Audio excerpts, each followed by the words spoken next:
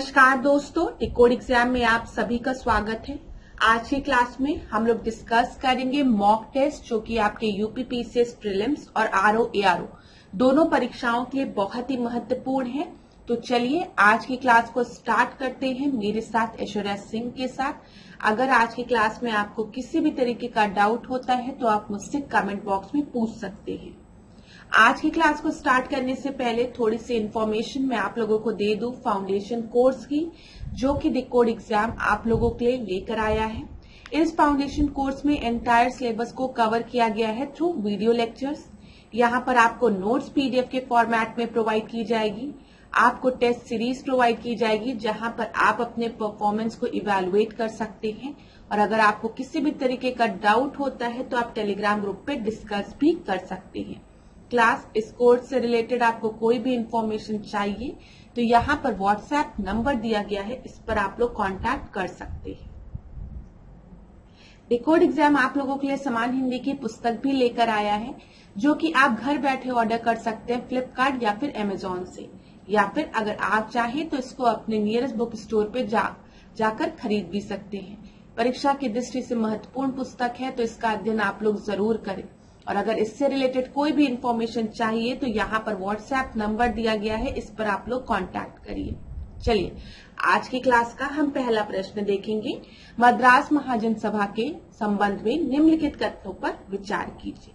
पहला स्टेटमेंट जो आपको दिया गया है वो है 1884 में मद्रास महाजन सभा का आयोजन किया गया।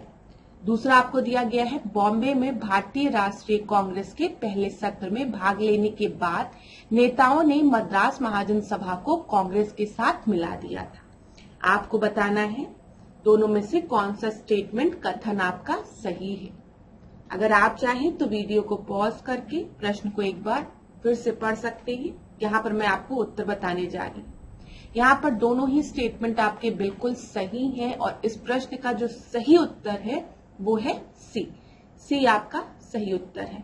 मद्रास महाजन सभा वॉज एस्टैब्लिश इन 1884 एकदम सही है। और इंडियन नेशनल कांग्रेस का जो पहला सेशन जो आपका सेशन था बॉम्बे में जब ऑर्गेनाइज किया गया तो मद्रास महाजन सभा के कई लीडर्स ने उसमें हिस्सा लिया था और उसके बाद उन्होंने डिसाइड किया कि मद्रास महाजन सभा को हम आईएनसी में ही मर्ज कर देंगे। तो यहाँ पर सी आपका सही उत्तर था। अब देखिए क्लास, आपके पेपर में ये प्रश्न बनते हैं। मैं बता दूं इंडियन नेशनल कांग्रेस आप सभी को पता है 1885 में फॉर्म हुई है, ठीक है। तो इंडियन नेशनल कांग्रेस के फॉर्म होने के पहले जो ऑर्गेनाइजेशन थी उनसे रिलेटेड प्रश्न आपकी परीक्षा में बनते हैं। देखा गया है कि पास्ट ईयर के जो पेपर्स हैं उसमें प्रश्न जो बना है वो क्रोनोलॉजिकल ऑर्डर में ऑर्गेनाइजेशन को अरेंज करने को बोल दिया गया है। इस टाइप का पहला प्रश्न बना है कि आप क्रोनोलॉजिकल ऑर्डर में अरेंज करिए कि कौन सी ऑर्गेनाइजेशन पहले बनी है, कौन सी ऑर्गेनाइजेशन बाद में बनी है। एक प्रश्न। दूसरा प्रश्न जो आपका बना था वो ये बना था कि इंडियन नेशनल कांग्रेस के फॉर्म होने के पहले ये ऑर्गेनाइजेशन थी भारत में, तो उसमें उन्होंने कई ऑर्गेनाइजेशन के नाम दिए थे और आपसे पूछा गया था कि इंडियन नेशनल कांग्रेस के फॉर्म होने के पहले कौन कौन सी ऑर्गेनाइजेशन थी, A B C, only A, only B, ठीक है। दूसरा इस टाइप का। और तीसरा आपको याद रखना है कि लीडर और ईयर ऑफ एस्टैब्लिशमेंट ये दोनों भी आपके लिए इंपॉर्टेंट है। तो जब भी इस टॉपिक को पढ़िए, ये आपके सारे बुक्स में दिया रहता है कि आईएनसी के पहले कौन कौन सी ऑर्गेनाइजेशन भारत में थी, तो उसको याद जरूर कर लीजिए, ठीक है। लीडर्स जो इंपॉर्टेंट लीडर्स उस ऑर्गेनाइजेशन से एसोसिएटेड हैं और दूसरा ईयर ऑफ एस्टैब्लिशमेंट आपको पता होना चाहिए। तो यहाँ पर देखिए जमींदारी एसोसिएशन की जब हम बात करते हैं लैंड होल्डर सोसाइटी की, तो ये आपकी कब बनी है, 1838 में बनी है, ठीक है। यहाँ पर कौन थे, द्वारकानाथ टैगोर थे और राजा राधाकांत देव थे। ब्रिटिश इंडियन सोसाइटी की बात करेंगे तो ये आपके इंग्लैंड में फॉर्म हुई थी 1839 में विलियम एडम द्वारा। क्लास ये आपके परीक्षा में पूछा गया है, ठीक है, पहले भी पूछा जा चुका है। जमींदारी एसोसिएशन लैंड होल्डर सोसाइटी वाला भी प्रश्न पूछा गया है। तो द्वारकानाथ टैगोर का भी नाम आपको याद रखना है, जमींदारी एसोसिएशन से रिलेटेड है। 1838 में ये ऑर्गेनाइजेशन फॉर्म हुई थी। British Indian society William Adam द्वारा फॉर्म हुई थी इंग्लैंड में 1839 में, ठीक है। इसके बाद बंगाल ब्रिटिश इंडियन सोसाइटी, ठीक है, 1843 में जॉर्ज थॉमसन द्वारा। ब्रिटिश इंडियन एसोसिएशन की अगर हम बात करेंगे तो ये 1851 में आपकी फॉर्म हुई थी और ये दो ऑर्गेनाइजेशन को मर्ज करके फॉर्म हुई थी। जो पहली ऑर्गेनाइजेशन आपकी थी वो थी बंगाल लैंड होल्डर सोसाइटी और दूसरी आपकी थी ब्रिटिश इंडियन सोसाइटी, जो कि अभी हमने यहाँ पे देखा है। तो देखिए यहाँ पे लिखा भी है, formed by merging the Bengal land holder society and British Indian society together in 1851। फिर ईस्ट इंडियन एसोसिएशन परीक्षा में कई बार पूछा गया है, किसके द्वारा स्टैब्लिश की गई थी? दादा भाई नरोजी द्वारा लंदन में 1866 में। तो इतने पॉइंट्स आपको याद रखनी है। अगर आप चाहें तो स्क्रीनशॉट ले लीजिए। क्लास इंग्लिश और हिंदी दोनों के लिए सेम है, ठीक है। अगर आप लूसेंट से पढ़ रहे होंगे तो लूसेंट में भी पीछे दिया रहता है चार्ट में ये सब चीजें, तो आप वहां से भी इन सब चीजों को एक जगह नोट डाउन कर सकते हैं।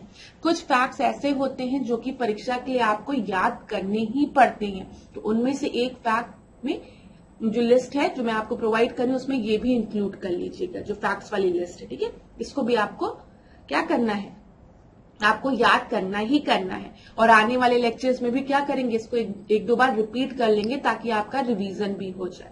यहाँ पर देखिए इंडियन लीग की अगर हम बात करें तो वो 1875 में फॉर्म हुई थी। किसने इसको फॉर्म किया था? शिशिर कुमार घोष ने।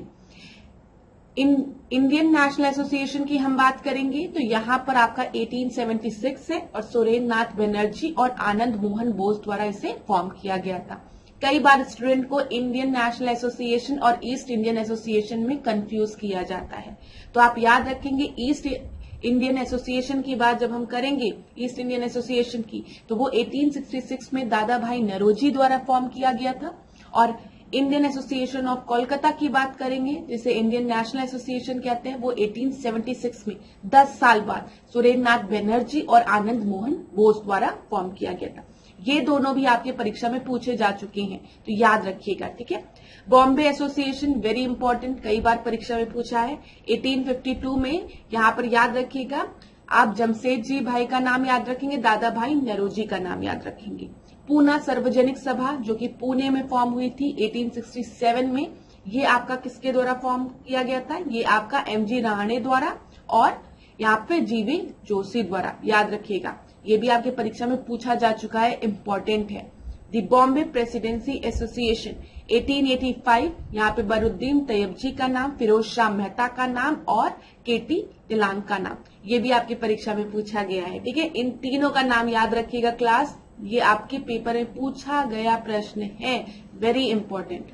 मद्रास नेटिव एसोसिएशन 1849, ठीक है। यहाँ पर आप चेट्टी जी का नाम याद रखेंगे, गजुलू चेट्टी जी का। दी मद्रास महाजन सभा की बात करेंगे तो 1884, यहाँ पर आप सुब्रमण्यम अय्यर का नाम याद रखेंगे और आनंद चालू का नाम याद रखेंगे। मद्रास महाजन सभा भी परीक्षा में पूछा जा चुका है। इतनी चीजें आप स्क्रीनशॉट लेना चाहें तो ले लीजिए क्लास, आने वाले टेस्ट में हम इसको फिर रिवाइज करेंगे, मैं फिर बता दे रही हूँ।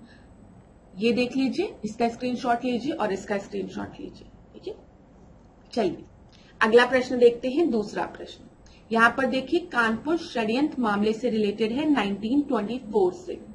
यहाँ पर क्या दिया गया है? षड्यंत्र में कम्युनिस्ट और ट्रेड यूनियनवादी शामिल थे। दूसरा आपको दिया गया उन पर भारतीय दंड संहिता द्वारा धारा 121A के तहत आरोप लगाए गए थे। फिर तीसरा आपको दिया गया कानपुर षड्यंत्र मामले में मुजफ्फर अहमद, शौकत उस्मानी, नलिनी गुप्ता और SA डांगे को 4 साल के कठोर कारावास की सजा सुनाई गई थी। तो देखिए क्लास, अगर आप चाहें तो वीडियो को आराम से पॉज करिए, एक बार इस प्रश्न को और पढ़ें, लेकिन मैं आपको यहाँ पर उत्तर बताऊंगी। जब भी हम कानपुर कॉन्स्पिरेसी केस की बात करते हैं तो कानपुर कॉन्स्पिरेसी केस में कम्युनिस्ट और ट्रेड यूनियन दोनों के लोग शामिल थे, ठीक है। और यहाँ पर जो इम्पोर्टेंट नाम आपकी परीक्षा में हर बार पूछा जाता है जब भी कानपुर कॉन्स्पिरेसी केस की बात होती है 1924 की, वो कौन कौन से नाम है? मुजफ्फर अहमद, शौकत उस्मानी, नलिनी गुप्ता और SA डांगे। इनकी नाम याद रखिएगा, ये बहुत इंपॉर्टेंट है। इस स्टेटमेंट से अपना एक प्रश्न बन सकता है, ठीक है।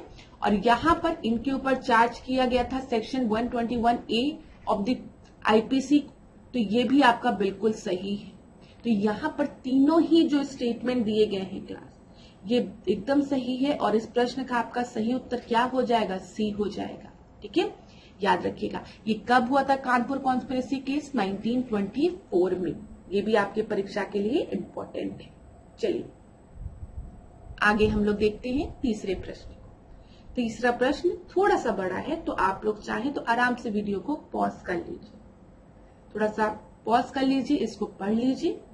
आसान प्रश्न है, मैंने पहले भी कहा है, अगर प्रश्न लेंदी है तो इसका मतलब ये नहीं होता कि वो प्रश्न डिफिकल्ट है। ज्यादातर जो लेंदी प्रश्न होते हैं वो आपके आसान होते हैं, ठीक है। और जो छोटे छोटे प्रश्न होते हैं जिसमें डायरेक्ट पूछा जाता है कि किस सन में आया था या कब लागू हुआ था, किसने इंट्रोड्यूस किया था, जो डायरेक्ट प्रश्न वो या तो आपको आएगा या तो नहीं आएगा। उसमें आप थोड़ा सा भी अपना दिमाग लगा के या फिर थोड़ा सा कुछ मतलब तुक्का नहीं मार पाते, या तो सही होगा या तो गलत हो। लेकिन जो ऐसे प्रश्न होते हैं इसमें थोड़ा सा आप अपने माइंड को यूज कर सकते हैं, ठीक है, थोड़ा सा आप विचार कर सकते हैं। तो देखिए इसमें क्या लिखा है।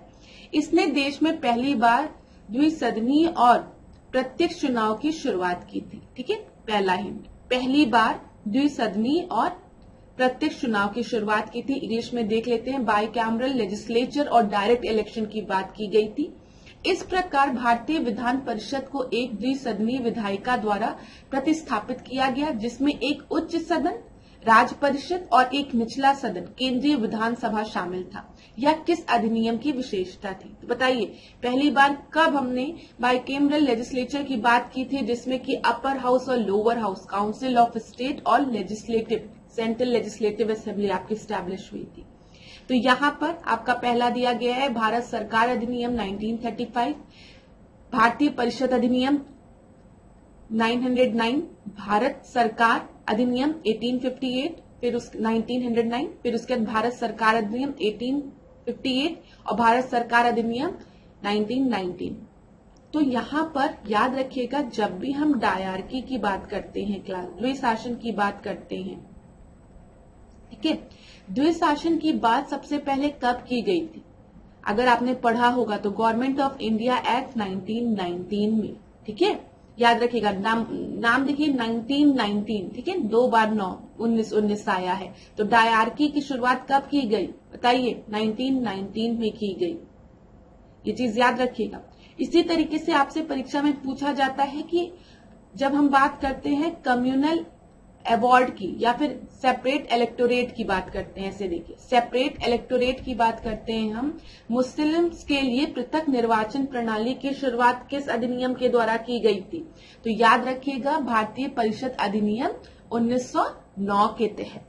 ये भी आपकी परीक्षा में पूछा जाता है, जिसको कि हम मॉले मिंटो रिफॉर्म कहते हैं।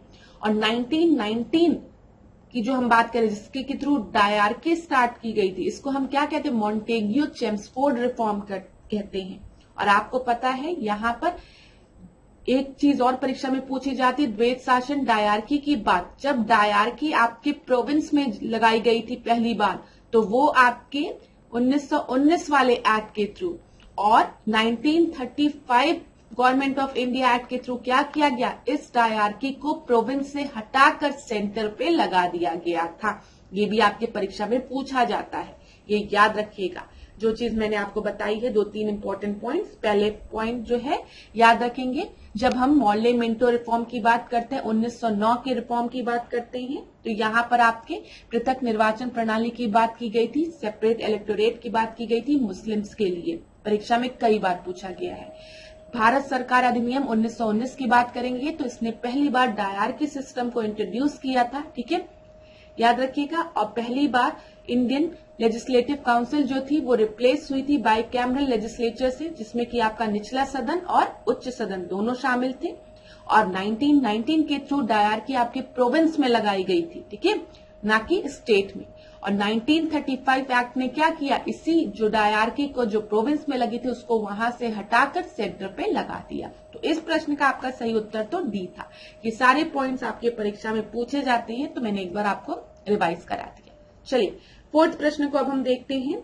भूवैज्ञानिक समय मापक में निम्नलिखित में से किसकी अवधि सबसे लंबी है? तो आपको बताना है सबसे लॉन्गेस्ट ड्यूरेशन किसका होता है, कल्प का, युग का, काल का या फिर इपोज का? तो यहां पर आपका सही उत्तर क्या होगा? सबसे बड़ा कल्प होता है, फिर युग, एक युग था, युग के बाद आपका काल, ठीक है, पीरियड, और फिर इपोज। तो यहाँ पर अगर हम देखेंगे सबसे लंबी पूछी गई है, तो आपका सही उत्तर क्या हो जाएगा?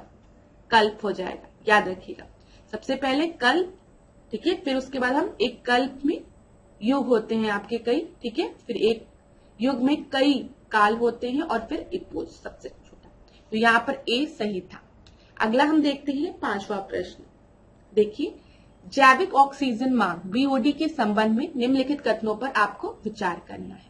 जैविक कचरे से होने वाले जल प्रदूषण को जैविक ऑक्सीजन मांग के रूप में मापा जाता है।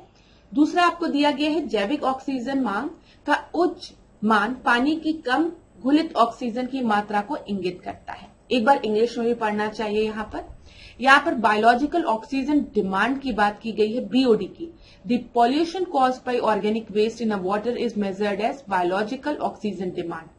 अ high value of biological oxygen demand indicate a lower amount of dissolved oxygen in the water. तो यहाँ पर आपके कौन से स्टेटमेंट सही है आपको बताना है। तो यहाँ पर बताइए ए बी सी डी में से आपका सही उत्तर क्या है। अगर आपको थोड़ा समय लेना है तो आप वीडियो को पॉज करके समय भी ले सकते हैं। इस प्रश्न का जो सही उत्तर है वो है दोनों, सी आपका सही उत्तर है। ठीक है, अब मैं इसको थोड़ा एक्सप्लेन करती हूँ आपको।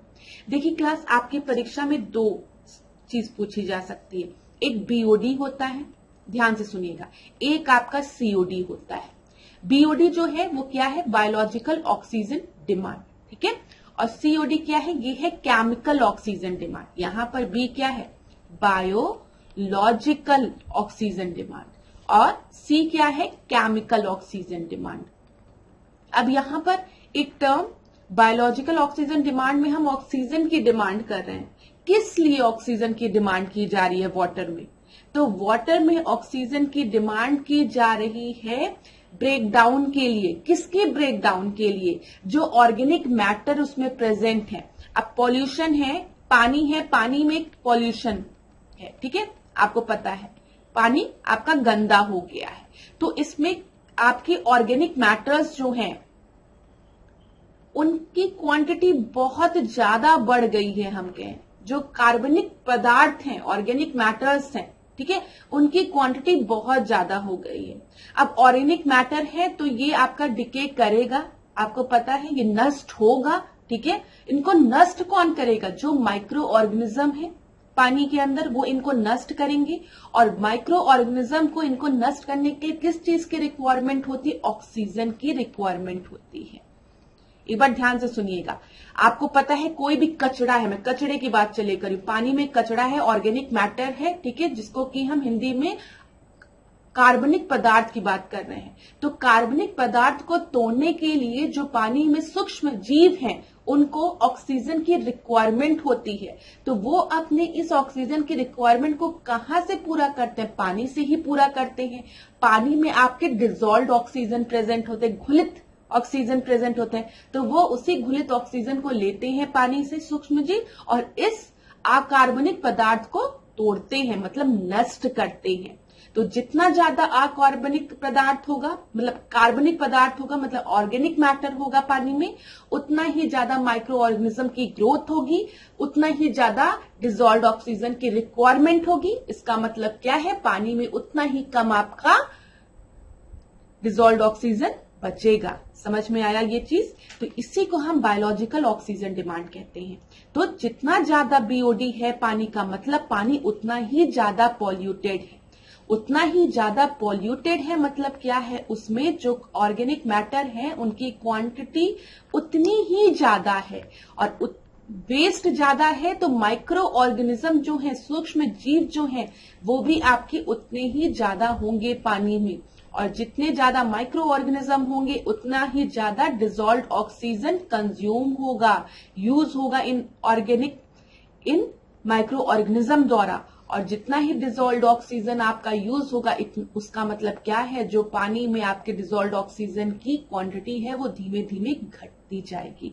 इसी को हम बीओडी कहते हैं। और एक समय ऐसा आ जाता है क्लास की पानी में डिसॉल्व्ड ऑक्सीजन पूरी तरीके से खत्म हो जाता है और पानी में एक डेड जोन क्रिएट हो जाता है। और जब ये डेड जोन क्रिएट हो जाता है तो मतलब वहां पर अब एक्वेटिक लाइफ सर्वाइव नहीं कर सकती है। क्यों नहीं कर सकती क्योंकि डिजोल्व ऑक्सीजन वहां पर 0 हो गया है। अब कोई भी मछली या एक्वेटिक एनिमल वहां पर नहीं रह पाएगा क्योंकि इन लोगों को डिजोल्व ऑक्सीजन की रिक्वायरमेंट होती है जीने के लिए। ठीक है, तो ये चीज याद रखिएगा। तो बीओडी तो समझ में आ गया। बीओडी में जो 2-3 टर्म्स आपको याद रखने हैं वो यही याद रखने हैं, मैं हिंदी इंग्लिश में दोनों में बता दूंगी। यहाँ पर आपका हम देखते हैं माइक्रो ऑर्गेनिज्म जो है, यहाँ पर देखिए वो क्या करते हैं, ब्रेक डाउन करते हैं ऑर्गेनिक मैटर को, ठीक है, जिसके लिए उन्हें ऑक्सीजन की रिक्वायरमेंट होती है और ऑक्सीजन का जो लेवल है पानी में घटता जाता है। सीओडी की हम बात करेंगे तो यहां पर आपका केमिकल प्रोसेस होता है, ऑक्सीडेशन की हम बात करते हैं। ठीक है, यहां पर भी ऑक्सीजन की रिक्वायरमेंट ही होती है। ऑक्सीजन डिमांड मतलब क्या, हमें ऑक्सीजन की ही जरूरत है, लेकिन यहां पर जो ऑर्गेनिक मटेरियल्स है ना उनका ऑक्सीडेशन होता है। ठीक है, याद रखिएगा, ये केमिकल ऑक्सीजन डिमांड है ना, तो यहां पे ऑक्सीडेशन के माध्यम से, ठीक है, ऑक्सीकरण के माध्यम से कार्बनिक पदार्थों को तोड़ने के लिए आवश्यक होता है।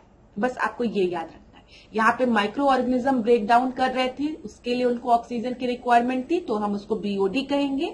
और जब हम सीओडी की बात करते हैं, यहाँ पर आपको ऑक्सीडेशन के थ्रू हम ऑर्गेनिक मैटर के ब्रेकडाउन की बात करेंगे। ये दोनों याद रखिएगा, आपकी परीक्षा में पूछा जा सकता है। मैंने बहुत ही आसान तरीके से आपको समझाने का प्रयास किया। अगर नहीं समझ में आया होगा तो मुझे कमेंट बॉक्स में जरूर बताइएगा, आने वाले टेस्ट में हम लोग फिर डिस्कस कर लेंगे। चलिए 6वें प्रश्न को अब हम देखते हैं। आनुवंशिक विविधता के संबंध में गलत कथन का पता लगाइए। ठीक है, यहाँ पे जेनेटिक डाइवर्सिटी की बात की गई है, या किसी एक विशेष प्रजाति के भीतर जीन में विभिन्नता से संबंधित है। It is related to variation in a gene within a particular species. दूसरा आपको दिया गया है जेनेटिक डाइवर्सिटी की जब हम बात करते हैं, प्रजातियों के बदलते वातावरण के प्रति अनुकूलन की क्षमता को अवरुद्ध करती है। ठीक है, genetic diversity hinders the adaptability of a species to changing environment. तीसरा आपको दिया गया है किसी विशिष्ट जीव की उत्तरजीविता उसकी जनसंख्या की उत्तरजीविता को सुनिश्चित करती है। और आखिरी आपको दिया गया है अनुवंशिक विविधता हमें असंख्य रंगों, आकृति और आकारों में सुंदर तितलियां, गुलाब, तोता या मूंगा जैसे जीव देती है। तो यहाँ पर आपको बताना है कौन सा आपका सही है। देखिए क्लास, जेनेटिक डाइवर्सिटी, डाइवर्सिटी मतलब विविधता की बात कर रहे हैं। ठीक है, तो विविधता जब है जेनेटिक डाइवर्सिटी की वजह से हमें butterfly, roses, parrot, coral reefs, ठीक है, इनका वेरियस कलर और शेप और साइज दिखता है। तो ये बिल्कुल सही है। ठीक है, ये एकदम सही है। हम एक ही स्पीशीज की बात कर रहे हैं, हम एक पर्टिकुलर स्पीशीज की बात कर रहे हैं, लेकिन डिफरेंट डिफरेंट जीन होने की वजह से क्या है, हम उनके में डिफरेंट डिफरेंट कलर देखने को मिलता है, शेप देखने को मिलता है। तो यही जेनेटिक डाइवर्सिटी है। तो यहाँ पर जो लिखा हुआ it is related to variation in a gene within a particular species. ठीक है, हम अगर ह्यूमंस की भी बात करें तो डिफरेंट डिफरेंट ह्यूमन में डिफरेंट डिफरेंट जीन है। इसी की वजह से कुछ आदमी गोरे हैं, कुछ काले हैं, कुछ छोटे हैं, कुछ मोटे हैं, कुछ के बाल है, कुछ के बाल नहीं है। तो ये वेरिएशन है जीन्स में। हम एक ही स्पीशीज की बात करें, हम खाली ह्यूमंस की बात करें। ऐसे ही जब हम आपके मतलब स्पीशीज में हम किसी जानवर की अगर हम बात करें, ठीक है, तो उसमें भी आप देखेंगे कि कुछ का रंग लाल है, कुछ का पीला है। ठीक है, तो वो होता है स्पीशीज में। ये चीज याद रखिएगा, particular species, it is related to the variation in a gene within a particular species. ये भी सही है। Genetic diversity give us beautiful creatures like butterfly, roses, parrot और corals in a various colour, shape, size. ये भी सही है।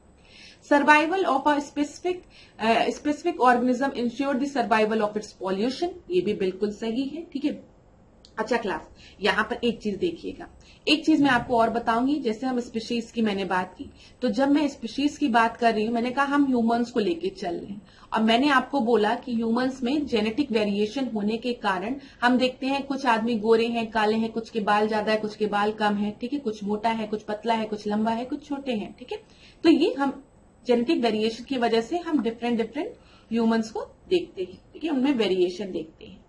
अब इन्हीं ह्यूमंस को जब हम एक साथ रख के काउंट करते हैं कि कितने लोग प्रेजेंट हैं, मतलब कितने लोग हैं, तो हम उसको क्या कहते हैं, जब काउंटिंग करते हैं, इनकी पॉपुलेशन कहते हैं। एग्जाम में कभी कभी कंफ्यूज करता है कि जब हम पॉपुलेशन की बात करते हैं तो इसमें हम एक स्पेसिफिक स्पीशीज की बात नहीं करते, हम कई ऑर्गेनिज्म की बात करते हैं। तो याद रखिएगा, नहीं, पॉपुलेशन में खाली हम एक स्पीशीज की बात करते हैं, पर्टिकुलर उसकी बात करते हैं ऑर्गेनिज्म की, जिसमें आपके ह्यूमंस की अगर हम बात करेंगे। अब आप देखो, जब आपके यहाँ सेंसस की बात होती है 2011 के सेंसस की, तो आपके यहाँ जब सेंसस काउंटिंग के लिए आते हैं लोग, तो ये पूछते ना घर में कितनी औरत है, कितने बच्चे हैं, कितने आदमी हैं ना, तो खाली ह्यूमंस की बात हो रही है, लेकिन ये नहीं पूछते ना कि कितने कुत्ते हैं, कितने गाय हैं, कितना क्या है। तो ये याद रखिएगा, तब उसको हम पॉपुलेशन कहते हैं। और जब आपके कैटल्स का वो तो अलग काउंट किया जाता है कि कितने गाय हैं, कितने, वो उनका अलग होता है। तो यहाँ पे survival of a specific organism ensures the survival of its population, ये चीज याद रखिएगा। ये पॉपुलेशन टर्म इंपॉर्टेंट है। यहाँ पर थोड़ा सा कंफ्यूज करने के लिए आपको स्टेटमेंट में थोड़ा सा खेल खेल दिया जाता है, तो याद रखिएगा ये चीज जो मैंने आपको बताई है।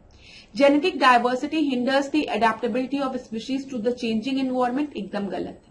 जेनेटिक डायवर्सिटी हिंडर नहीं करती है, कुछ केसेस में हो सकता है एक्सेप्शंस हो, लेकिन ज्यादातर केसेस में जेनेटिक डायवर्सिटी की वजह से हम जो चेंजिंग एनवायरमेंट है उसको अडेप्ट कर पाते हैं। तो यहां पर आपका सही उत्तर क्या है? यहां पर आपका सही उत्तर बी हो जाएगा, क्योंकि इनकरेक्ट पूछा है। ये चीज याद रखिएगा, इनकरेक्ट पूछा है, ठीक है। तो यहां पर बी आपका सही उत्तर है। अब देखो, अगर हम एनिमल्स की बात करें तो ऊंट जो है वो रेगिस्तान में है, तो ठीक है, रेगिस्तान में ऊंट है, तो वहां पे रेगिस्तान में पानी कम है, तो ऊंट का कुछ इस तरीके से होता है कि उसको प्यास, वो पानी जो कंज्यूम करता है वो काफी देर तक उसके बॉडी में रहता है, ठीक है, उसको पानी की फ्रीक्वेंट जरूरत नहीं होती है। ऐसे ही आप दूसरे जानवर को देखेंगे, पेंगुइन को देखेंगे या फर वाले जानवरों को देखेंगे, तो उनके बहुत बाल होते हैं, इस वजह से वो बहुत ठंडे एरिया में सरवाइव कर पाते हैं। तो जेनेटिक डायवर्सिटी की वजह से हम एनवायरमेंट में अडेप्ट कर पाते हैं, ना कि हिंडर, जो लिखा है यहाँ पे कि अनुकूल की क्षमता को अवरुद्ध करता है, ये आपका गलत। तो बी आपका सही उत्तर है। आगे देखते हैं 7वें प्रश्न को। निम्नलिखित कथनों में से कौन से आपके सही हैं? पंचायत के निर्वाचन राज्य निर्वाचन आयोग द्वारा संचालित किया जाता है, ठीक है। दूसरा आपको दिया गया है, राज्य निर्वाचन आयुक्त की नियुक्ति भारत के मुख्य निर्वाचन आयुक्त द्वारा की जाती है। और तीसरा आपको दिया गया है, राज्य विधान मंडलों को पंचायत के निर्वाचन से संबंधित सभी विषयों पर विधि बनाने की शक्ति होती है। तो देखिए यहाँ पर क्लास, जो पंचायत का इलेक्शन है वो कंडक्ट किसके द्वारा किया जाता है? स्टेट इलेक्शन कमीशन द्वारा। ये आपका बिल्कुल सही है, ठीक है, आपको पता है ना। तो यहाँ पर आपका पहला बिल्कुल सही है। जब हम देखते हैं दूसरे स्टेटमेंट को, तो दिया गया है, appointment of state election commissioner is done by CEC, chief election commissioner. ये आपका सही है कि गलत? ये आपका गलत है। जब हम बात करते हैं राज्य निर्वाचन आयुक्त की, तो राज्य निर्वाचन आयुक्त की नियुक्ति भारत के निर्वाचन आयुक्त द्वारा नहीं, बल्कि राज्य के राज्यपाल द्वारा किया जाता है, गवर्नर द्वारा किया जाता है। दूसरा आपका गलत हो गया। जैसे आप दूसरे को एलिमिनेट करेंगे आपको आंसर सही मिल जाएगा, डी आपका सही उत्तर है।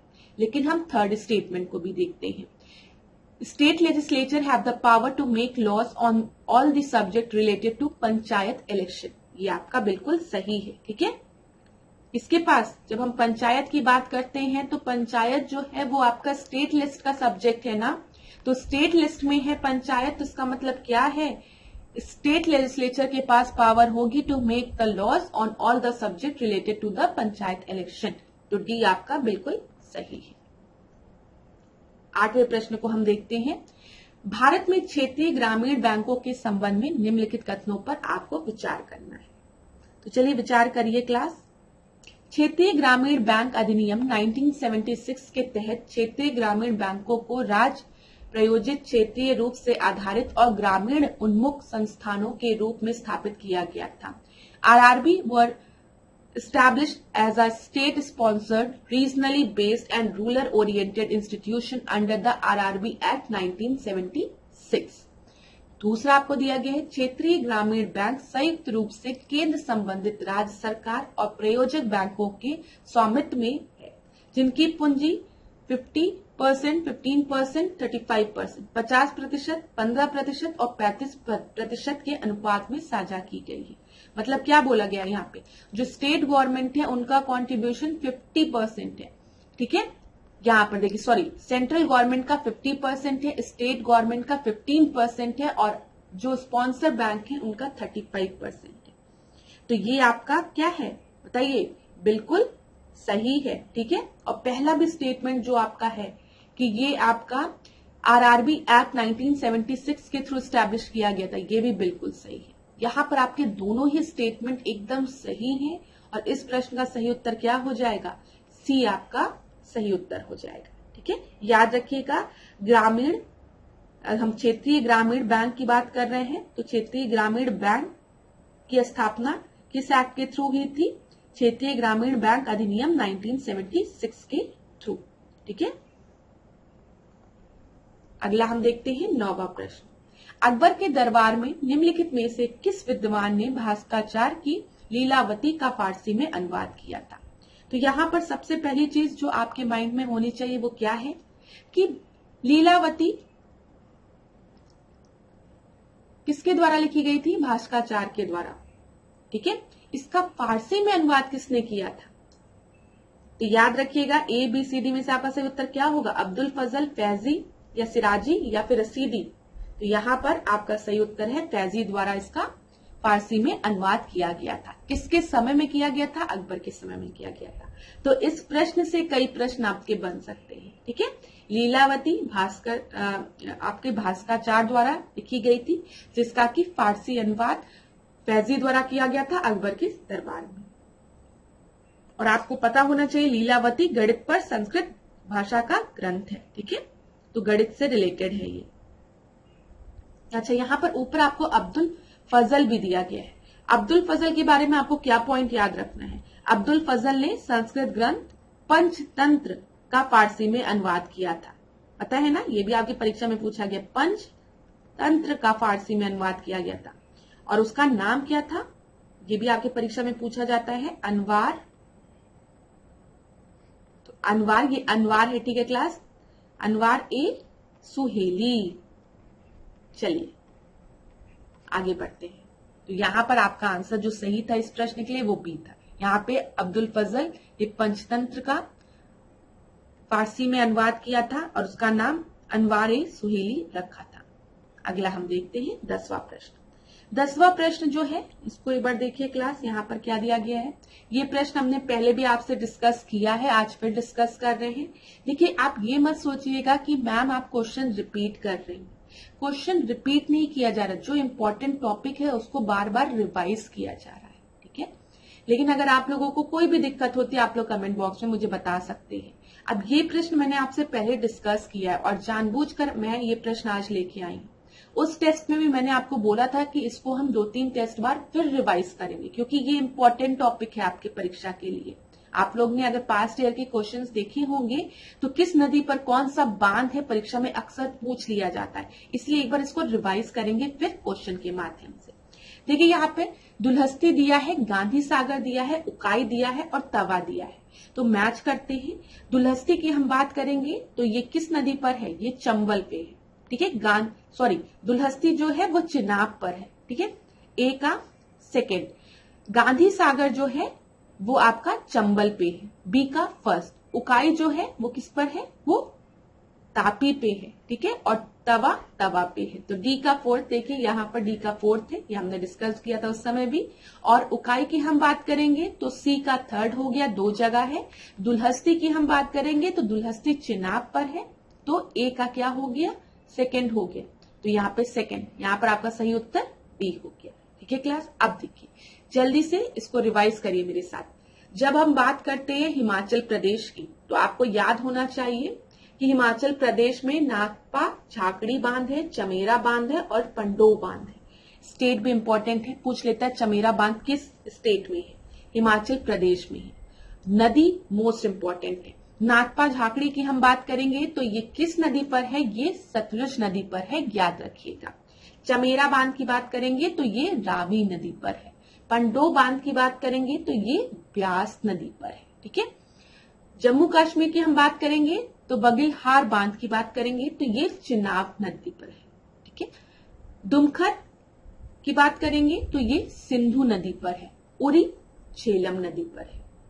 आपने उरी मूवी देखी है, मैंने उस समय भी आपको बताया था। तो उरी मूवी में जो सोल्जर्स जो थे सब, उन्होंने बहुत झेला, तो झेलम नदी पर उरी बांध है, याद रखिएगा। फिर उसके बाद मैथन बांध की बात करेंगे तो बराकर रिवर पर है। मैंने आपको ये भी बताया था कि आप याद रख सकते हैं, जो मैराथन होती है, मैथन होती है, ऐसे याद करिए, मैराथन जो होती है उसमें सबको बराबरी से खड़ा किया जाता है।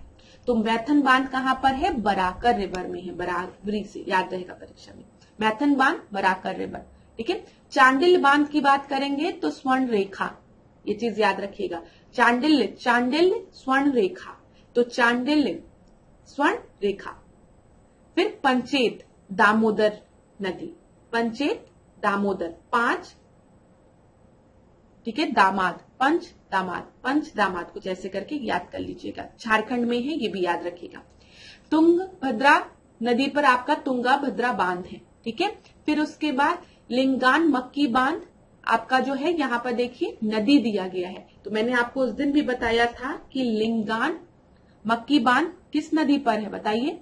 लिंगान मक्की बांध सबसे पहले आपको याद रखना है कि ये कहां पर है। ये आपका कर्नाटक में है। और ये आपका किस नदी पर है, अगर आपसे पूछेगा तो आप क्या बताएंगे, बताइए। ये आपके शरावती रिवर पर है, याद रखिएगा क्लास। यहां पर आप लोग लिख लीजिए, शरावती नदी पर है। कदरा बांध काली नाड़ी नदी पर है। अब ऐसे आप याद रख सकते हैं, काली नाड़ी की कोई कदर नहीं करता है, तो यहां पर काली नाड़ी कदरा बांध। देखिए क्लास, ये सब याद करने का तरीका होता है। ट्रिक में क्या होता है कि अगर हम आपको बहुत वैसा ट्रिक बताएं तो आप लोग ऑफेंड ना हो जाए, गुस्सा ना जाए, इसीलिए थोड़ा कोशिश करते हैं कि ऐसे ट्रिक्स ना बने। लेकिन आप लोग किसी भी तरीके से याद करिए, ये आप पे डिपेंड करता है। परीक्षा में आपको बस टिक लगा के आना है। अलमत्ती की बात करेंगे तो कृष्णा नदी पर है। सूपा बांध की बात करेंगे तो ये काली नदी पर है, काली नाड़ी नदी पर है। कृष्ण राजा सागर की बात करेंगे तो ये कावेरी नदी पर है। सब बहुत इंपॉर्टेंट है परीक्षा के लिए, इसको रिवाइज बार बार करिएगा, रोज करिएगा। उत्तर प्रदेश और मध्य प्रदेश की सीमा पर अगर हम देखेंगे तो राजघाट बांध है, और राजा हमेशा बेतवा होता है, बेटा, ठीक है, बेटा राजा, तो राजा घाट बेतवा नदी। फिर मध्य प्रदेश की हम बात करेंगे तो बरना बांध बरना नदी पर है। बरगी बांध नर्मदा नदी पर है। बाण सागर बांध सोन नदी पर है। गांधी सागर चंबल नदी पर है। महाराष्ट्र की बात करते हैं तो येलदरी बांध पूर्णा नदी पर है। उजनी बांध भीमा नदी पर है। पावना बांध मावल नदी पर है। मुलसी बांध मूला नदी पर है। स्क्रीनशॉट अगर आप लोग लेना चाहें तो आप लोग वीडियो को पॉज कर लीजिए और स्क्रीनशॉट ले लीजिए, इंपॉर्टेंट है। उड़ीसा की बात हम करते हैं। उड़ीसा में इंद्रावती बांध है जो कि इंद्रावती नदी पर है। हीराकुंड बांध है जो कि महानदी पर है, ठीक है। तमिलनाडु में वैगई बांध है, वैगई नदी पर। पेरुचेनी बांध आपका पलायार नदी पर है। मिठ्ठुर बांध कई बार पूछा है, कावेरी नदी पर है। उत्तर प्रदेश में गोविंद वल्लभ पंत सागर बांध जो कि रिहंद बांध आपका रिहंद नदी पर है। टेहरी बांध उत्तराखंड का भागीरथी नदी पर है। धौली गंगा बांध जो है वो धौली गंगा नदी पर है। तो क्लास इसको जरूर रिवाइज करिएगा। डैम और रिवर से रिलेटेड प्रश्न पूछा जाता है, यहाँ पर स्टेट का भी ध्यान रखिएगा आप लोग। अब हम लोग अगले प्रश्न को देखते हैं। चांग देवी का देवालय किस जिले में स्थित है, तो बताइए कहां पर है। ये तो डायरेक्ट प्रश्न है। तो यहाँ पर सरगुजा दिया है, कोरिया दिया है, सूरजपुर दिया है, बलरामपुर दिया है। तो चांग देवी का जो देवालय है वो आपका छत्तीसगढ़ राज्य के कोइरा जिले में स्थित है, ठीक है, याद रखिएगा। तो ये तो बी आपका सही उत्तर है। अगला हम देखते हैं 12वां प्रश्न। 12वां प्रश्न को देखिए, यहां पर आपका एजर्शन रीजन बेस्ड प्रश्न है। नगर निगम एक निश्चित क्षेत्र तथा जनसंख्या वाले बड़े नगरों में गठित किया जाता है। कारण आपको दिया गया है, बड़े नगरों का नगरीय प्रशासन अत्यंत जटिल प्रकृति का होता है। आपको बताना है सही है कि गलत है, मतलब कौन सा आपका सही है और एजर्शन कथन का कारण सही दिया गया है कि नहीं। तो क्लास आपको पता है, जब हम बात करते हैं पंचायती राज इंस्टीट्यूशंस की, पीआरआई की, तो ये आपके लोकल सेल्फ गवर्नेंस की बात होती है। यहाँ पर जो आपके गांव है, विलेज पंचायत है ना, वहां पे हम ऑर्गेनाइज करते हैं। म्युनिसिपैलिटी की जब हम बात करते हैं तो ये आपके नगरों के लिए गठित किया जाता है, जो कि आपका बिल्कुल सही है। पहला सही है आपका। दूसरा, बड़े नगरों का जो आपका कारण दिया गया है, नगरीय प्रशासन अत्यंत जटिल प्रकृति का होता है। हम कह सकते हैं इसलिए प्रशासन के लिए ही तो हम पंचायती राज इंस्टीट्यूशन और म्युनिसिपल कॉर्पोरेशन का गठन कर रहे हैं। तो बिल्कुल सही है दोनों। तो ए आपका सही उत्तर होगा। ठीक है, कथन भी सही है, कारण भी सही है, और कथन का कारण जो है वो स्पष्ट करता है कथन को। देखिए, नगर निगम एक निश्चित क्षेत्र तथा जनसंख्या वाले बड़े नगरों में गठित किया जाता है। प्रायः उन नगरों में गठित किए जाते हैं जिनकी संख्या 3 लाख से अधिक होती है। ठीक है, याद रखिएगा। और इसके अध्यक्ष को हम क्या कहते हैं? इसके अध्यक्ष को हम मेयर कहते हैं। तो यहाँ पर ए आपका सही उत्तर था। अगला प्रश्न हम देखते हैं क्लास। यहाँ पर देखिए क्लास, ये आपका 12वां प्रश्न था। अगर हम देखें तो ये 13वां प्रश्न है। लेकिन यहाँ पर ये जो प्रश्न है ये पास्ट ईयर का एक क्वेश्चन है। अगर आपने देखा होगा पास्ट ईयर के पेपर को, तो महाजनपद से रिलेटेड प्रश्न आपकी परीक्षा में कई बार पूछे जाते हैं। और महाजनपद से रिलेटेड प्रश्न मैंने पहले के टेस्ट में भी आपको कराया है। यहाँ पर रिवीजन के पर्पज से मैंने इस प्रश्न को फिर मैं लेके आई हूँ। और महाजनपद से रिलेटेड यहाँ पर आज के टेस्ट में हम कई प्रश्नों को देखेंगे ताकि जल्दी से आपका रिवाइज हो जाए। तो बताइए कौन सा सही सुमेलित नहीं है यहाँ पर? कंबोज, राजपुर, अस्मक, पोतन, सुरसेन, कौशंबी, कौशल, श्रावस्ती। तो यहाँ पर आपका कौन सा सुमेलित नहीं है? तो जब हम कौशल की बात करते हैं तो श्रावस्ती, आपको पता है कौशल महाजनपद की राजधानी क्या थी? श्रावस्ती थी। ठीक है, सुरसेन की अगर हम बात करेंगे, अभी छोड़ते हैं। अस्मक की बात करेंगे तो पोतन और पोटल थी, एकदम सही है। अस्मक की राजधानी पोतन थी। कंबोज की राजधानी क्या थी? कंबोज कब होता? जब आप किसी चीज को हटा दो। तो हाटक थी, राजपुर थी, एकदम सही है। ठीक है, कंबोज कब होगा? बोझ कब होगा? जब किसी चीज को हटा दो, हाटक। तो ये भी सही है। अस्मक, पोतन, एकदम सही है। सुरसेन की अगर हम बात करेंगे तो सुरसेन वाला जो ऑप्शन आपको दिया गया है ये आपका गलत है। ठीक है, याद रखिएगा। तो यहाँ पर आपका कौन सा सही सुमेलित नहीं था? तो सी आपका सही सुमेलित नहीं है। एक बार हम सभी महाजनपद को देख लेते हैं और उनकी राजधानी देख लेते हैं, परीक्षा में पूछा जाता है। काशी, वाराणसी, कौशल, श्रावस्ती। अंग चंपा। ठीक है, अंग में दर्द हो रहा है तो चंपी करा लो, चंपा करा लो। ठीक है, मगध की राजगीर, बज्जी, विदेह एवं मिथिला। ठीक है, फिर मल, कुशीनगनारा या फिर पावा। चेंदी, सुक्तमती, वत्स, कौशंबी, कुरु, इंद्रप्रस्थ। आगे देखते हैं। पांचाल, अहिछत्र। उत्तरी पांचाल की जब हम बात करते हैं तो अहिछत्र, और दक्षिण पांचाल की बात करते हैं तो काम्पिल्य। मत्स्य तो ये विराटनगर, परीक्षा में एक बार पूछा भी गया था ये। सुरसेन, मथुरा। अस्मक, पोतन। गांधार, तक्षशिला। कंबोज, हाटक। अवंती, याद रखिएगा, उत्तरी अवंतिका उज्जैन और दक्षिण अवंतिका महिष्मती। ये हो गए आपके 16 महाजनपद। 16 महाजनपद को क्लास एक बार पढ़ लीजिएगा। ठीक है, यहाँ पर आप क्या पढ़ेंगे बताइए? यहाँ पर आपको याद रखना है कि किस महाजनपद की कौन सी राजधानी थी। पहला प्रश्न ऐसा बनता है। दूसरा, आपका यूपी स्पेशल प्रश्न भी बन सकता है कि कौन कौन से महाजनपद आपके यूपी में है। ठीक है, और तीसरा आपका बन सकता है कि इनकी करंट लोकेशन क्या है। अभी हम और प्रश्नों को देखते हैं। यहाँ पर देखिए, चंपा किस महाजनपद की राजधानी थी? तो अभी हमने देखा कि अंग में, मतलब अंग में अगर शरीर में दर्द हो रहा अंग में तो चंपा करा लो, चंपी करा लो। तो चंपा किस महाजनपद की राजधानी थी? अंग की। डी आपका सही उत्तर है। अगला देखते हैं। यहाँ पर तो हमने इसको देख लिया। बुद्ध कौशंबी किसके राजकाल में आए थे? तो ये तो अलग हो गया थोड़ा सा। तो यहाँ पे याद रखिएगा, बुद्ध कौशंबी किसके राजकाल में आए थे? देखिए प्रश्न ये भी है आपका, आपको बताना है। तो ये याद रखिएगा, यहाँ पर आपका सही उत्तर क्या है? उज्जैन के राजकाल में आए थे। और कौशंबी अभी हमने देखा है यहाँ पर क्लास की कौशंबी किसकी राजधानी थी। यहाँ पर देखिए कौशंबी। 8वां नंबर देखिए वत्स महाजनपद की राजधानी कौन सी थी? कौशंबी थी। और बुद्ध जो है वो आपके कौशंबी उज्जैन के काल में आए थे। ठीक है, याद रखिएगा। अच्छा, यहाँ पर कौशल दिया गया है। देखिए, कौशल भी एक महाजनपद है। कौशल की राजधानी क्या है? श्रावस्ती है।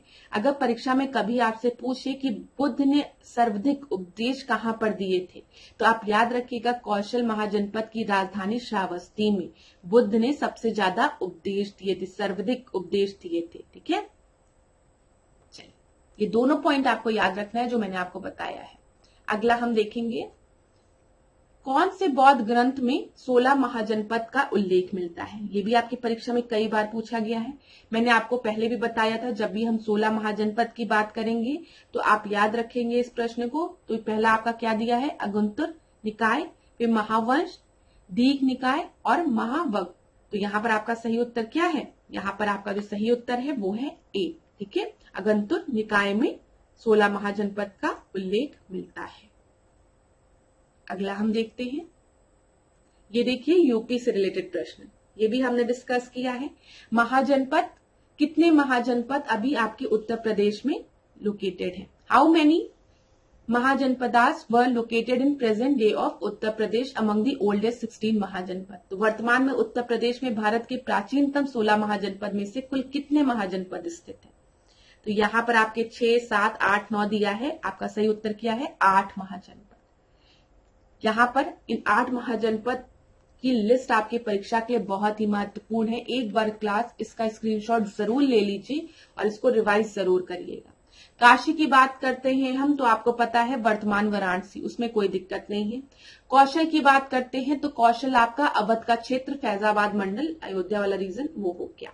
मल की बात हम करेंगे तो वर्तमान पूर्वी उत्तर प्रदेश के देवरिया जिले। चेंदी की बात करेंगे तो आधुनिक बुंदेलखंड तथा सीमावर्ती क्षेत्र। वत्स की बात करेंगे तो आधुनिक इलाहाबाद तथा बांदा जिला। कुरु की बात करेंगे तो मेरठ, दिल्ली तथा थानेश्वर के भूभाग। पांचाल की बात करेंगे तो आधुनिक रुहेलखंड, जैसे बरेली, बदायूं, ये वाला रीजन हो गया। और सुरसेन आपका ब्रज मंडल हो गया, ब्रज वाला रीजन। तो इसका स्क्रीनशॉट जरूर ले लीजिए, आपके एग्जाम के लिए वेरी इंपॉर्टेंट।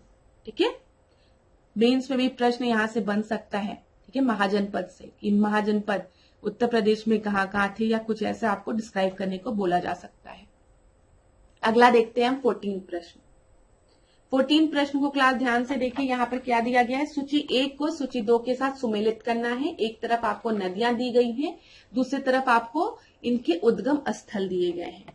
तो चलिए बताइए, यहाँ पर आपका सही क्या होगा? मांड की अगर हम बात करेंगे तो मांड का उद्गम स्थल क्या है आपका? बताइए, यहाँ पर मैनपाट है। ठीक है, ए का 4th, तो ए का 4th तो आपके एक ही ऑप्शन में दिया गया है। बनास की बात करेंगे तो देवगढ़ पहाड़ी।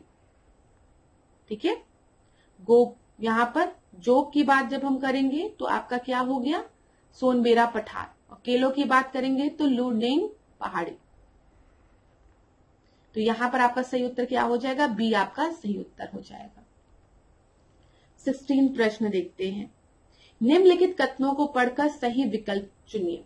चलिए, अखिल भारतीय जनगणना का प्रथम प्रयास 1871 में किया गया था। 1881 में दशकीय जनगणना एक नियमित व्यवस्था बन गई और 1900 से 1940 के बीच 40 वर्ष के दरमियान शहरी आबादी पूरी आबादी का 10% से बढ़कर 18% हो गई। तो यहाँ पर आपसे बोला गया है कौन सा स्टेटमेंट आपका क्या है? सही है। ठीक है, सही है ना, करेक्ट पूछा गया है। तो यहाँ पर देखिए क्लास, जब हम बात करते हैं पहली जनगणना की प्रथम प्रयास, तो यहाँ पर क्या दिया गया है? 1871 दिया गया है। तो बताइए 1871 था? नहीं, 1872 था। तो ब्रिटिश भारत में अखिल भारतीय जनगणना का प्रथम प्रयास 1872 में किया गया।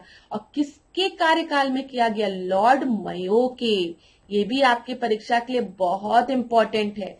तो पहला वाला आपका गलत हो गया। 1881 में दशकीय जनगणना एक नियमित व्यवस्था बन गई थी, ये बिल्कुल सही है। ठीक है, 1881 में लॉर्ड रिपेन के समय, याद रखिएगा परीक्षा के लिए इंपॉर्टेंट है मयो का नाम और रिपेन का नाम। लॉर्ड रिपेन के समय से प्रत्येक 10 वर्ष के अंतराल पर जनसंख्या का आकलन स्टार्ट हो गया, तो ये एक नियमित व्यवस्था बन गई। तो दूसरा सही है। तीसरा देखिए, 1900 से 1990 के बीच 40 वर्ष के दरमियान शहरी आबादी पूरी आबादी का 10% से बढ़कर 18% हो गई थी। नहीं, तो ये 10% से बढ़कर अप्रोक्सीमेटली 13% हो गई थी, ना कि 18। तो ये भी आपका गलत है। तो यहां पर खाली एक स्टेटमेंट सही है, केवल 2 जो है वो आपका सही है। सी हो गया 16 का। 17 देखते हैं हम, ये भी काफी लंबा प्रश्न है। अगर आप चाहे तो वीडियो को पॉज कर लीजिए। देखिए क्लास, कभी कभी क्या होता है कि लेक्चर बहुत बड़ा हो जाता है, और मैं समझती हूँ कि जब आपको लेक्चर खाली सुनना है तो आपको थोड़ा सा नींद आने लगती है। तो उस कंडीशन में आप क्या कर सकते हैं, लेक्चर्स को 2 हिस्सों में बांट के रिवाइज कर सकते हैं। अब देखिए, यदि किन्हीं कारणों से पूछा गया है, भारत के राष्ट्रपति की अनुपस्थिति में उपराष्ट्रपति पद के कार्य का निर्वहन करता है, तो उस अवधि के संबंध में कौन कौन सा कथन सही है। तो बताइए, अगर किन्हीं कारणों से जो वाइस प्रेसिडेंट है वो डिस्चार्ज करता है ड्यूटीज ऑफ द प्रेसिडेंट, तो उस कंडीशन में कौन कौन से स्टेटमेंट आपके सही हैं। इस अवधि में उपराष्ट्रपति राज्यसभा के सभापति बने रहेंगे। आप बताइए, क्या जो वाइस प्रेसिडेंट है वो अभी भी चेयरमैन ऑफ राज्यसभा रहेगा। दूसरा है, इस अवधि के लिए उपराष्ट्रपति राष्ट्रपति का वेतन मिलेगा। तीसरा है, यदि इस अवधि में उपराष्ट्रपति त्याग पत्र दे देते हैं तो भारत के मुख्य न्यायाधीश राष्ट्रपति के पद पर निर्वहन करेंगे। तो यहाँ पर आपका सही उत्तर क्या हो जाएगा, बताइए। कौन कौन से आपके करेक्ट है पूछा गया है ना। तो यहाँ पर जब उपराष्ट्रपति वाइस प्रेसिडेंट, ठीक है, प्रेसिडेंट की जगह बैठेगा तो फिर वो राज्यसभा का सभापति नहीं बना रहेगा। ये आपका गलत है, ठीक है। जब वाइस प्रेसिडेंट डिस्चार्ज करेगा ड्यूटीज प्रेसिडेंट की, तो उस समय वो राज्यसभा का चेयरमैन नहीं रहेगा।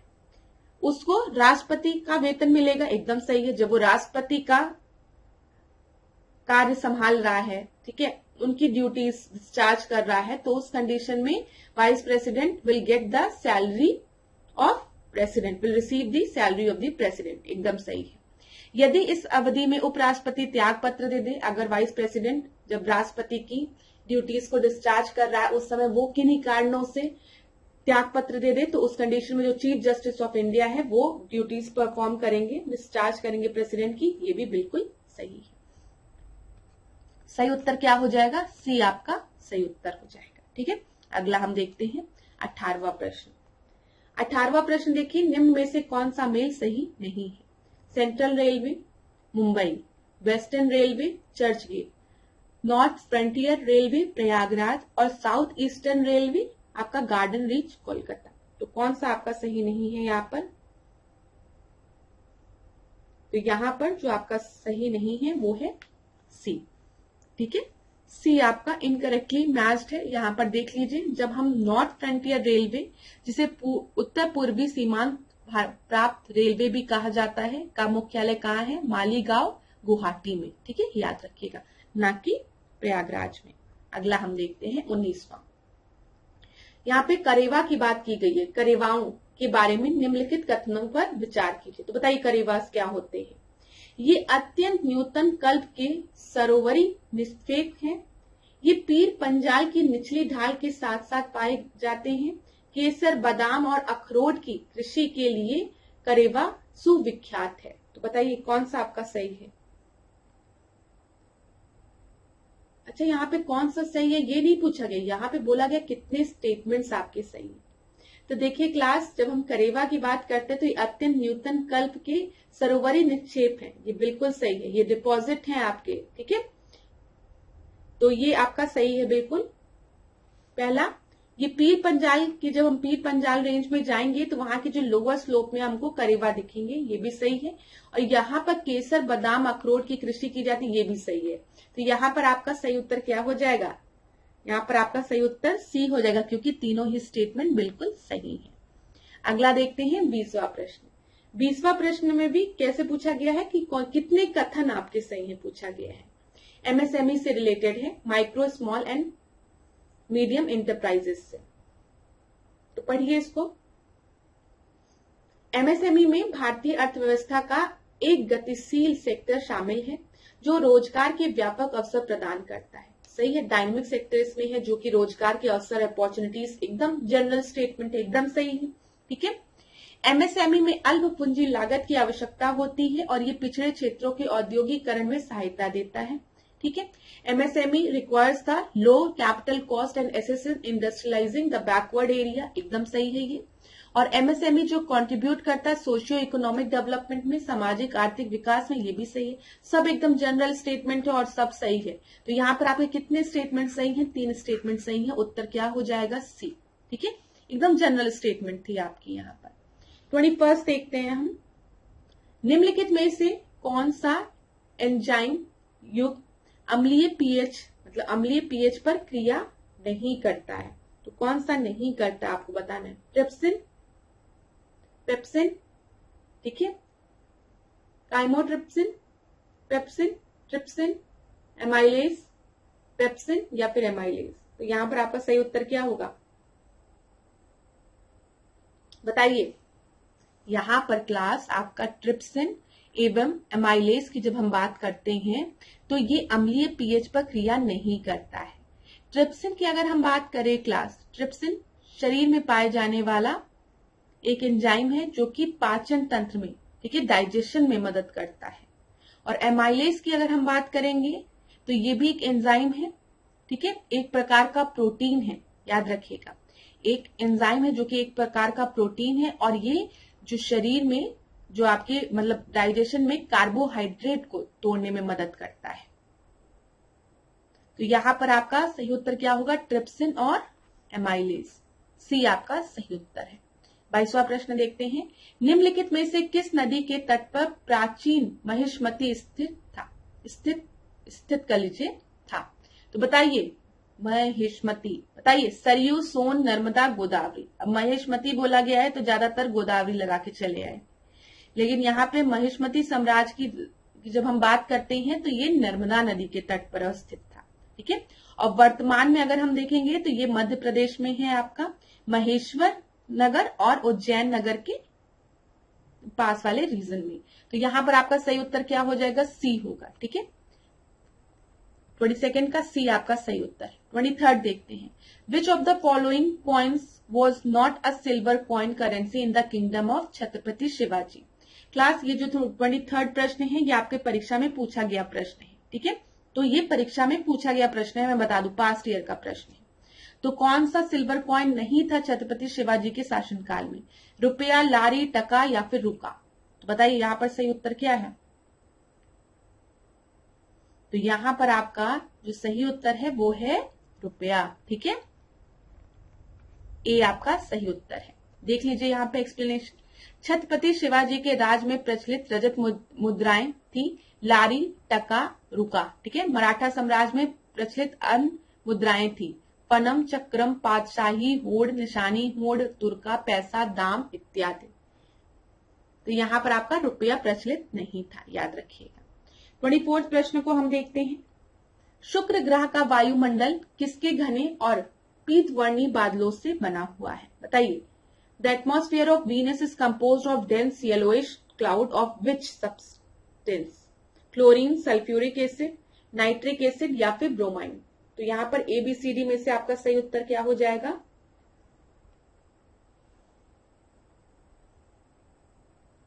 यहां पर आपका सही उत्तर जो है वो सल्फ्यूरिक एसिड है, बी आपका सही उत्तर है।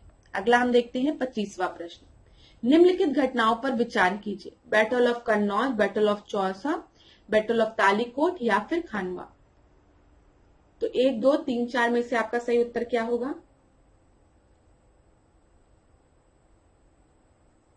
कन्नौज का युद्ध कब हुआ था? बताइए, इसको अरेंज करिए। कन्नौज का युद्ध आपका, या ये भी आपका पास्ट ईयर का क्वेश्चन है, 1540 में हुआ था।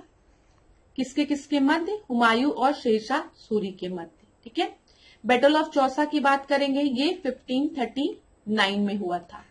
किसके किसके मध्य? हुमायूं और शेरशाह के बीच में। तालीकोट युद्ध की बात करेंगे तो 1565 में बहमनी और विजय नगर के बीच में। और खानवा युद्ध 1527 बाबर और राणा सांगा के बीच में। तो अरेंज करिए। सबसे पहले आपका खानवा युद्ध हुआ है 4, तो 4 आपका 3 जगह दिया गया है। ठीक है, ये तो आपका नहीं होगा। खानवा युद्ध के बाद आपका कौन सा युद्ध हुआ है? देखिए, चौसा का युद्ध, तो दो आपका यहाँ पे 2 जगह दिया गया है।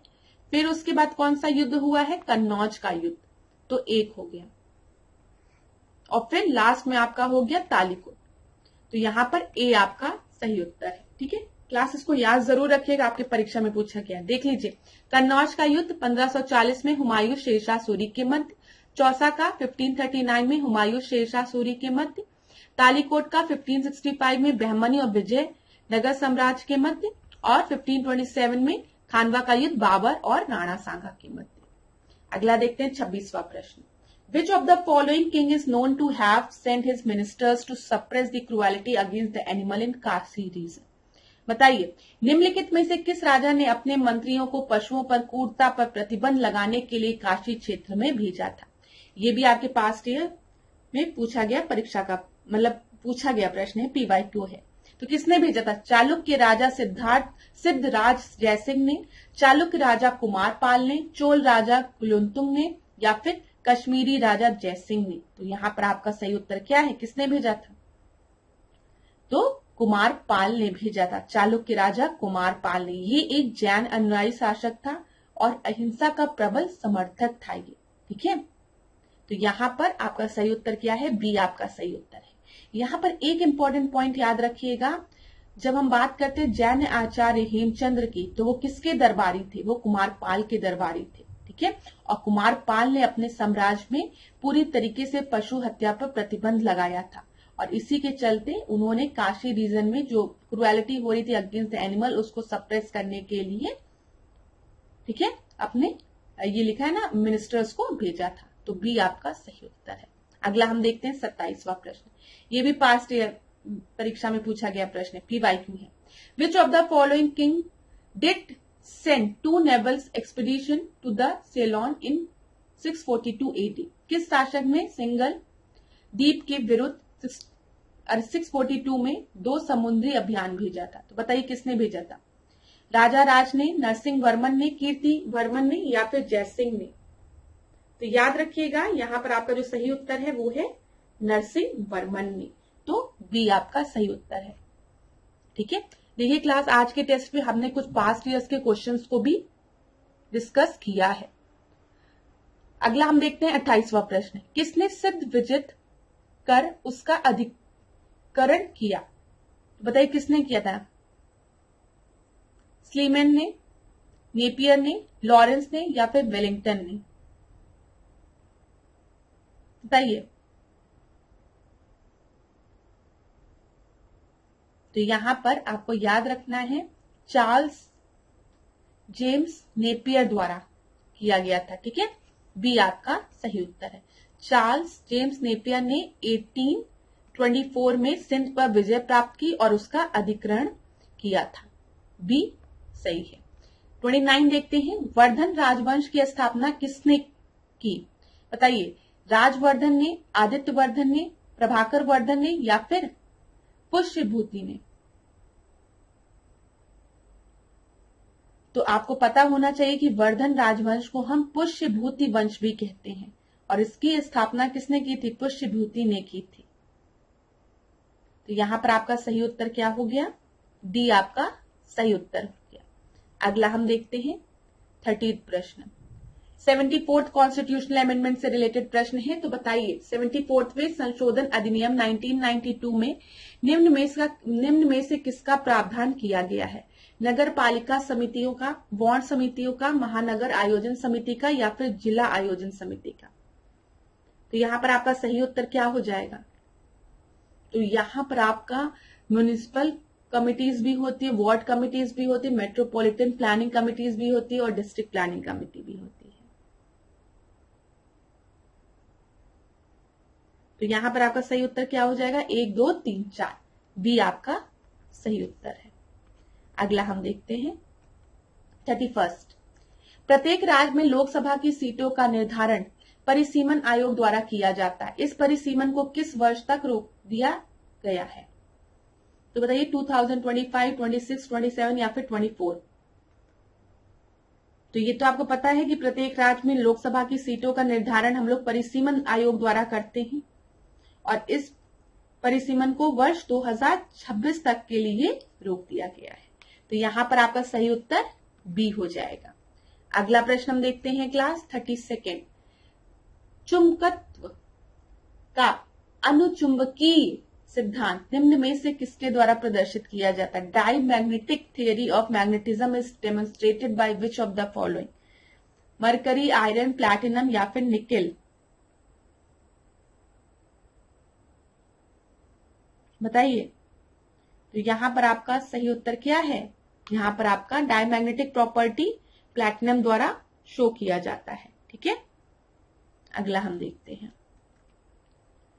सॉल्ट टॉलरेंट प्लांट्स की बात की गई। लवणता युक्त वातावरण प्रेमी पौधे को हम क्या कहते हैं? जल्दी से बता दीजिए। हेलोफाइट कहते हैं, ग्लाइकोफाइट कहते हैं, या फिर जेरोफाइट कहते हैं। हेलोफाइट 2 बार आपको दे दिया गया है क्लास, बताइए। तो यहां पर तो आपका 2 बार दे दिया गया है, तो इसको अगर आप चाहें तो ऐसे इसको कैंसिल कर दीजिए। जेरोफाइट तो आपको पता है जो सूखे में रेगिस्तान में जेरोफाइट्स आपके उगते हैं। हेलोफाइट जो होते हैं वो सॉल्ट टॉलरेंट प्लांट्स होते हैं। ठीक है, तो यहाँ पर सही उत्तर हेलोफाइट्स है। 34 हम देखते हैं। थोड़ा लंबा प्रश्न है, अगर आप चाहें तो वीडियो को पॉज कर सकते हैं। कथन कारण पर है। जिला न्यायाधीश जिले का सबसे बड़ा न्यायिक अधिकारी होता है। जिला न्यायाधीश के पास न्यायिक एवं प्रशासनिक दोनों प्रकार की शक्तियां होती हैं। उनके पास जिले के अन्य सभी अधीनस्थ न्यायालयों के ऊपर पर्यवेक्षी शक्ति भी होती है। तो यहाँ पर आपको बोला गया है कि कौन सा, मतलब आप बताइए। तो बताइए, जिला न्यायाधीश जो है, जो डिस्ट्रिक्ट जज है, ठीक है, वो हाईएस्ट जुडिशियल ऑफिसर होता है डिस्ट्रिक्ट में। ये बिल्कुल सही है, डिस्ट्रिक्ट जज है ना, तो हाईएस्ट जुडिशियल ऑफिसर वो होता है डिस्ट्रिक्ट में। जो डिस्ट्रिक्ट जज है उसके पास जुडिशियल और एडमिनिस्ट्रेटिव पावर दोनों होती है। They also have the supervisory power over all the subordinate courts in the district. इसी वजह से हम कह सकते हैं वो हाईएस्ट जुडिशियल पावर होता है। तो दोनों सही है, ठीक है, और वो उसकी व्याख्या भी कर रहा है। तो ए आपका सही उत्तर हो जाएगा। अब देखिए क्लास, यहाँ पर हम कुछ इंपॉर्टेंट पॉइंट्स को डिस्कस कर लेते हैं। जब हम संविधान के भाग 6 में देखते हैं, हम पार्ट 6 की बात कर रहे हैं, उसमें आर्टिकल 233 से आर्टिकल 237 में हम देखेंगे तो जिला न्यायालय की बात कही गई है। जिला न्यायालय से रिलेटेड प्रावधान वहां दिए गए हैं। अधीनस्थ न्यायालय के बारे में, अधीनस्थ न्यायालय क्रमशः 3 प्रकार के होते हैं, जिसमें दीवानी न्यायालय, फौजदारी न्यायालय तथा राजस्व न्यायालय होते हैं। बस आपको ये याद रखना है, कभी अगर आपसे परीक्षा में पूछ लिया जाए, अभी तक नहीं पूछा गया है कि अधीनस्थ न्यायालय की बात कहाँ पे की गई है, तो आप याद रखेंगे भारतीय संविधान के पार्ट 6 के अनुच्छेद 233 से 237 की मध्य। और कितने प्रकार के न्यायालय की बात की गई है, अधीनस्थ कितने प्रकार के अधीनस्थ न्यायालय की, तो ये भी याद रखना। आखिरी प्रश्न हम देखते हैं। यदि पृथ्वी की घूमने की गति बढ़ा दी जाए तो भूमध्य रेखा पर पिंड का वजन क्या होगा? तो जल्दी से बता दीजिए। अगर हम अर्थ के रोटेशन को बढ़ा दें तो जो वेट है ऑब्जेक्ट का इक्वेटर पे, वो आपका बढ़ेगा, घटेगा, या फिर सेम रहेगा, डबल हो जाएगा, या फिर इंक्रीज हो जाएगा? जो भी बताइए आप, ABCD में से सही उत्तर क्या होगा?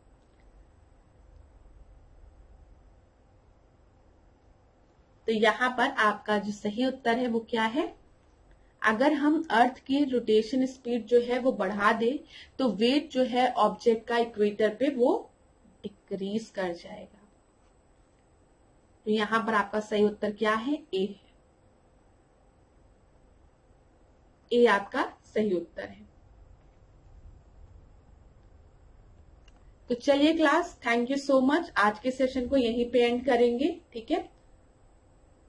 नेक्स्ट क्लास में आपसे मिलेंगे। अगर कोई भी डाउट होता है आपको तो आप मुझसे कमेंट बॉक्स में पूछ सकते हैं। और कुछ टॉपिक्स ऐसे हैं जो बार बार आप अगर रिवाइज करेंगे तो अच्छी बात रहेगी, ठीक है, आपको एग्जाम हॉल में कंफ्यूजन नहीं होगी। और कोई स्पेसिफिक टॉपिक अगर आपको नहीं समझ में आ रहा है तो आप मुझसे कमेंट बॉक्स में पूछ लीजिएगा। जिन भी क्वेश्चंस में डाउट होता है, कभी ऐसा होता है कि किसी क्वेश्चन का आंसर मैंने गलत मार्क कर दिया है तो उसको मैं करेक्ट करवा देती हूँ, या फिर उसको मैं उस टेस्ट से रिमूव कर देती हूँ, हटा देती हूँ। तो उसकी चिंता आप लोग मत किया करिए। आप लोग जैसे मुझे कमेंट बॉक्स में कभी भी बताते हैं कि मैम इस प्रश्न में थोड़ा संदेह हो रहा है, तो उसको मैं रिमूव कर देती हूँ।